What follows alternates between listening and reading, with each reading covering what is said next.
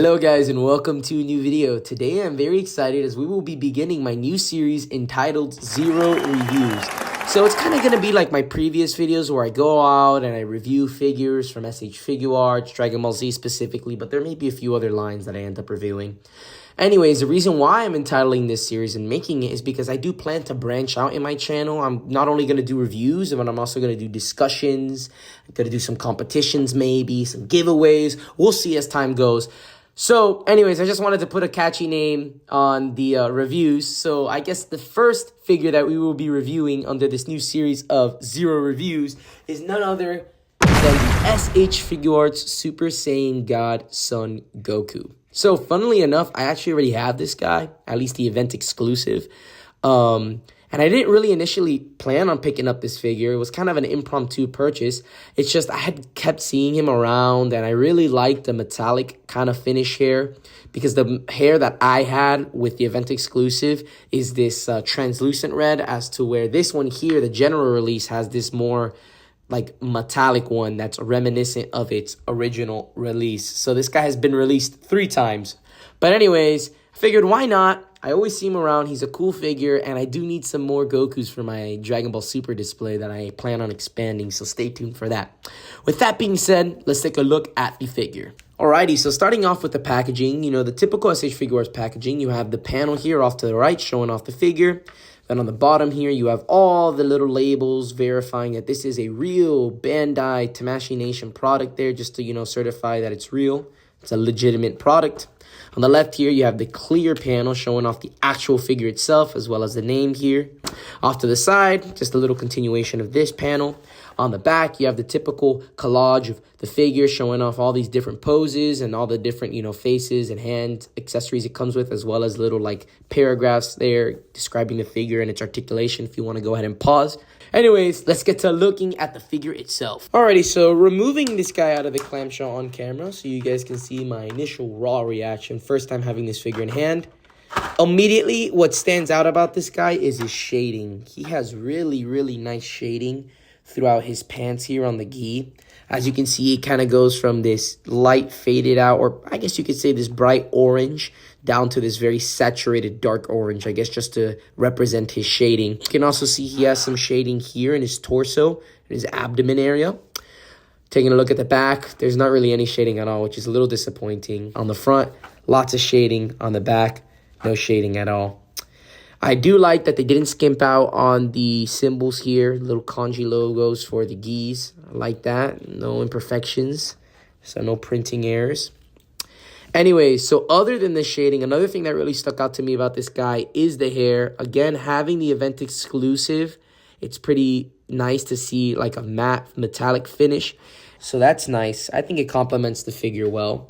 Alrighty, so taking a look at the accessories here, starting off with the face plates, we have this nice happy face. I guess his passive face. He kind of has a slight smirk there. Then we have this face here where he's screaming. Then we have this face here where he's kind of grinding his teeth, angry. And then this face on the figure itself where he's just neutral, not really showing any expression. I don't like that this face and the screaming face have him looking off to the side. I really wish that it could have been like these two where he's just kind of looking on straight. I don't really know why they did that because it kind of restricts the way you pose it. Because I guess you're going to have to kind of pose it at an angle now. Again, I guess that's a minor gripe, but it's something that I notice. So that's a little annoying. As for the hand accessories, it's pretty bare bones. I mean, that's expected considering this is a general release figure that goes for around $35. But here you have the open palm hands for the Ki Blast, set of those. Then you have a set of these, I guess, palm hands with the bent finger ends there. It could be used for grabbing or also Ki Blast. Then you have these here, open palm again, but with his fingers together, kind of the karate chop hands, as I like to say. And then I call these the martial art hands here. Kind of have him doing these fingers. I guess you can use these for the God Bind, which is pretty cool. That is probably the pose I'm going to have this figure in because that's probably I think the most unique, I guess, ability that comes with this transformation when Goku kind of freezes his opponents. But anyways, that's about it for the accessories. Nothing much. As for a size comparison, here he is next to the S.H.Figuarts hit. And I mean, he's pretty much scaling like every other Goku. This guy's honestly just like a repaint of the Saiyan Raised on Earth Goku. His limbs may be a little skinnier, I guess because this transformation just kind of gave Goku a more youthful look. But again, for size comparison, he scales like any other Goku. So, final impressions on this figure is it's pretty good. It's not too bad, especially for a general release figure. That price point of $35 is pretty reasonable. But I am going to give it a 6 out of 10. And there's 4 reasons why I'm deducting it. Number 1, the lack of accessories. It's like really bare bones. Really, really bare bones. And then to go in hand with that, the other reason I would be deducting it is the limited posability. And the reason I say that is because, for instance, these faces here have him looking off to the side, which kind of limits the way you can pose him because there's no neutral or screaming face where he's just looking straight. Like, for instance, if I wanted to do a Kamehameha with this guy, I'd have to pose a Kamehameha at an angle where he's looking off to the side because I can't really do it straight unless I turn his head, which like is going to look super awkward. Then I also want to kind of gripe on the QC. I found this like silver paint speck on my guy as well as a few other paint specks that I really cannot wash off. This one's the most noticeable. This is like from the factory. This is a brand new figure.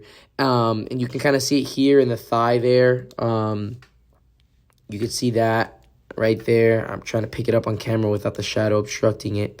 But you got some black specks there. Then you got that silver speck there, which I'm assuming this is like maybe they're doing a batch of MUI Gokus next to this guy, and the silver got on because the MUI Goku and this guy, I'm pretty sure, have pretty similar hair. I don't know. But anyways, nonetheless, the silver paint here is like not coming off. I tried cleaning with the Q-tip again. Everything, it's like stuck on there. So that's an issue. I'm not a big fan of that. And then I really do not like the joints here. Like, the fact that you can see the silver here on the joints, like, it bothers me.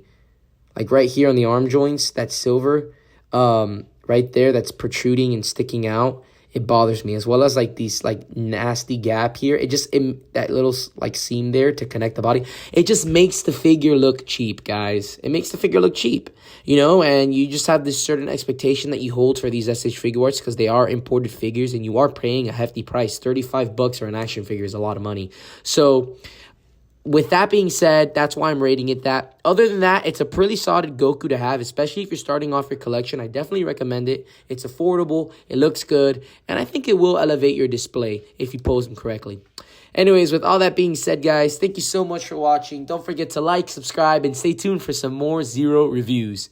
Peace.